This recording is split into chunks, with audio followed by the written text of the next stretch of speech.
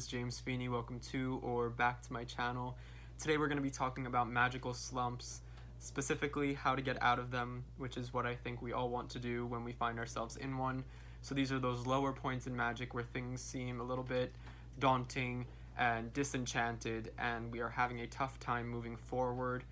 I think this is the best time of year to cover something like this, right around Imbolc, when we are at the end of winter in February. Things seem dead in all senses, and we are waiting for that rebirth. So the seasonal cycles do play into magical stagnation, at least for me, but I think this is something that can strike at any point. So I've compiled a list of tips of things that I do when I find myself in this state.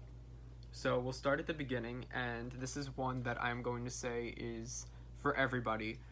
A lot of these are ones that you can pick and choose from, but this one I think is something that everybody should do when they are facing this period in their magical practice, and that is to clean and rearrange your sacred space. So I know for many of us, this will be in the form of an altar.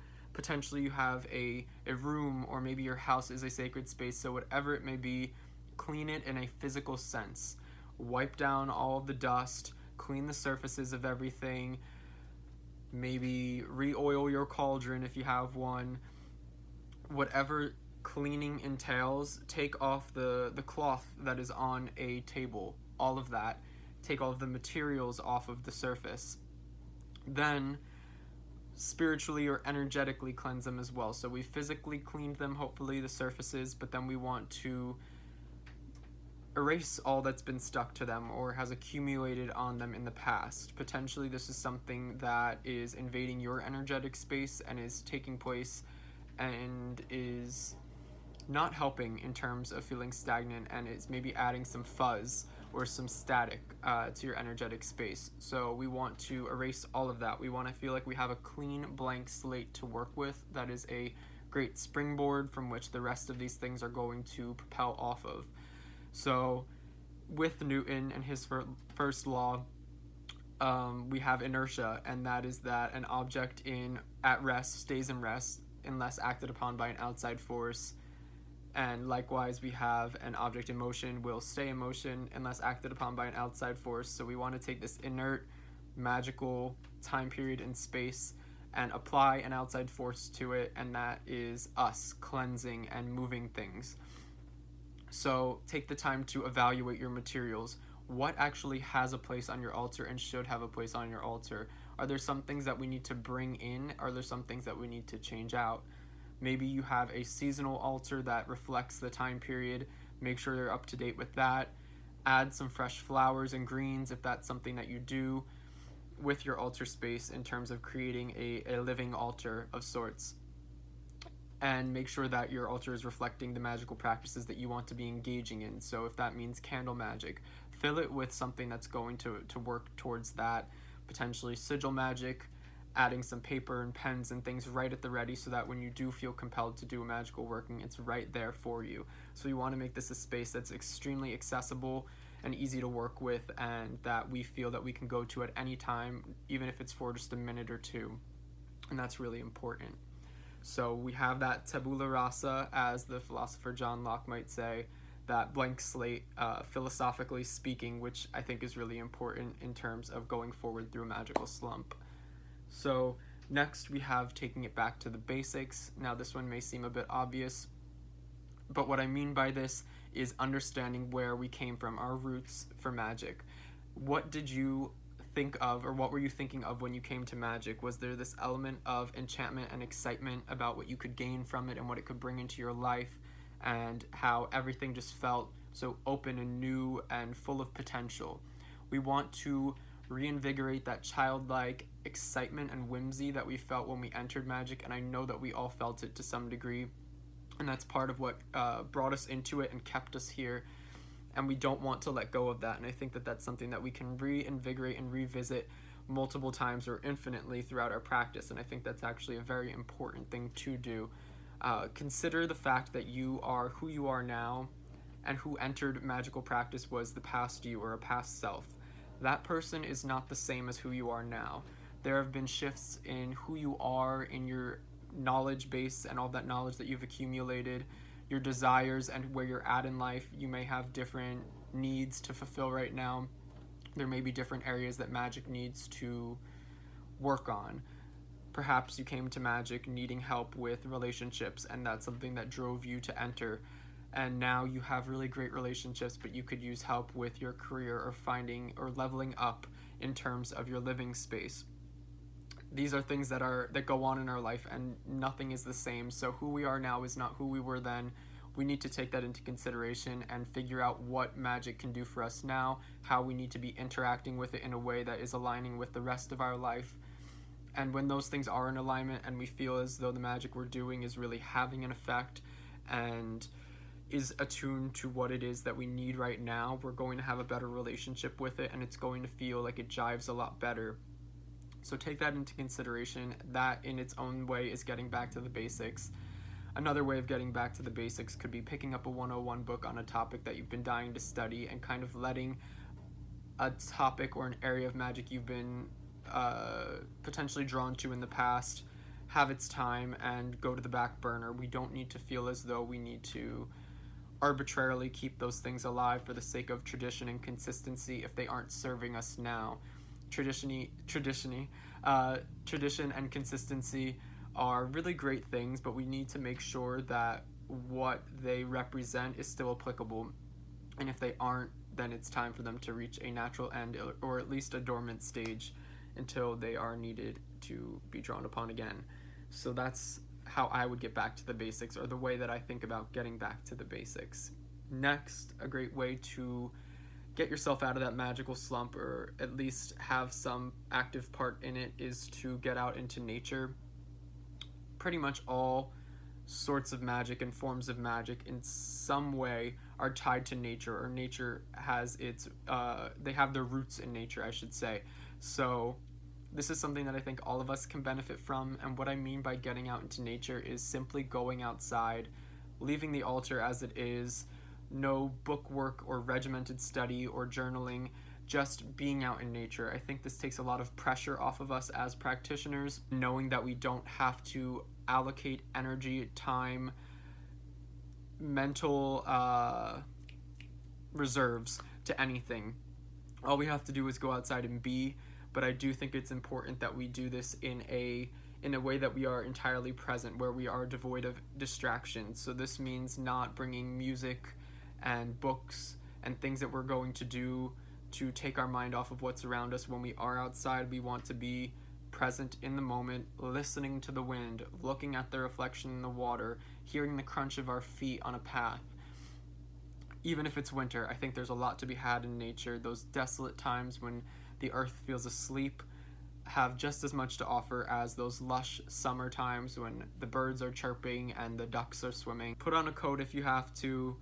Really make sure that the weather, of course, is safe, but weather permitting, get outside, enjoy it. I think there's inspiration to be had, and time periods where magic is simply existing and interacting with the world around us. And when we're in a magical slump and we aren't feeling so inclined, and we don't have the energy to put toward workings and spells and regimented practice, that getting outside is a great alternative and a very powerful form of magic that doesn't take much energy, it doesn't take much time, and we are constantly surrounded by it, so I think it's helpful in that way.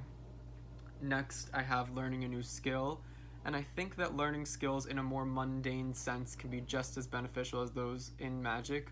So yes, if you are feeling drawn to something magically speaking, that's great. Honestly, you're probably more ahead of getting out of your slump than you think. But if you aren't even in a space where learning something new magically sounds appealing, learning a new skill in a mundane way, something that is seemingly disconnected from magic, can actually be really powerful and create a spark from which we can work some magic around. So maybe you're feeling drawn to pottery and your friend wants to take a class, or a cooking class.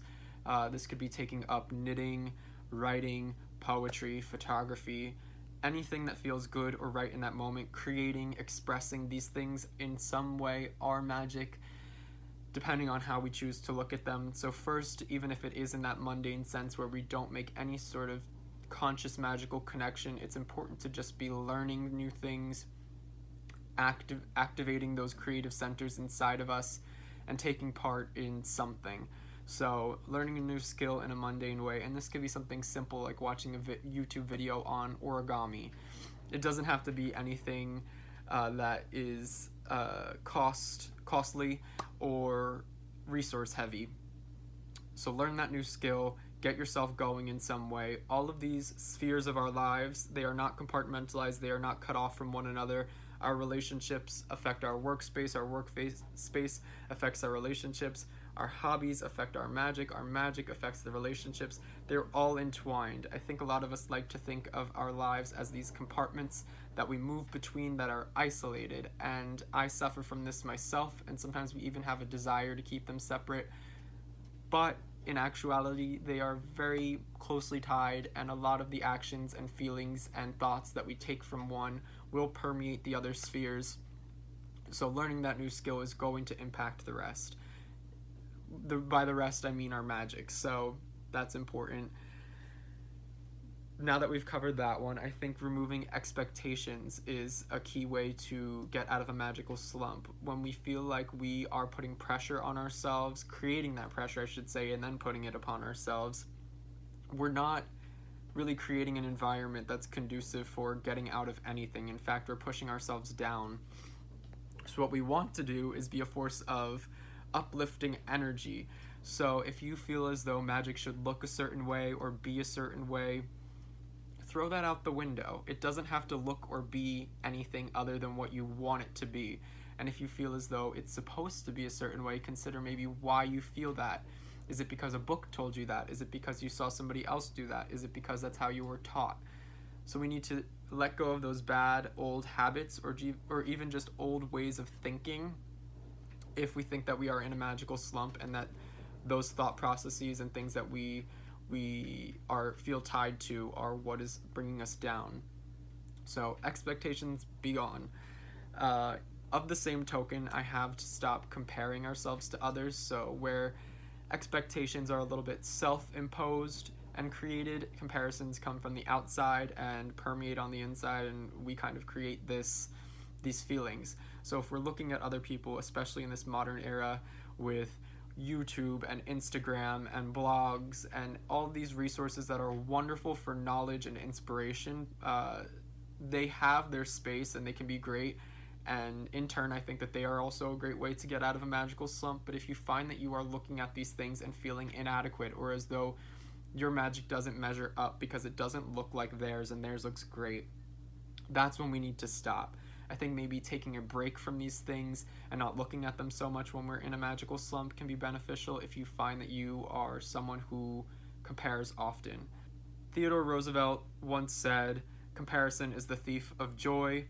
I find this to be abundantly true, and something that I need to tell myself often as somebody who does suffer from comparing myself to others in a lot of different ways.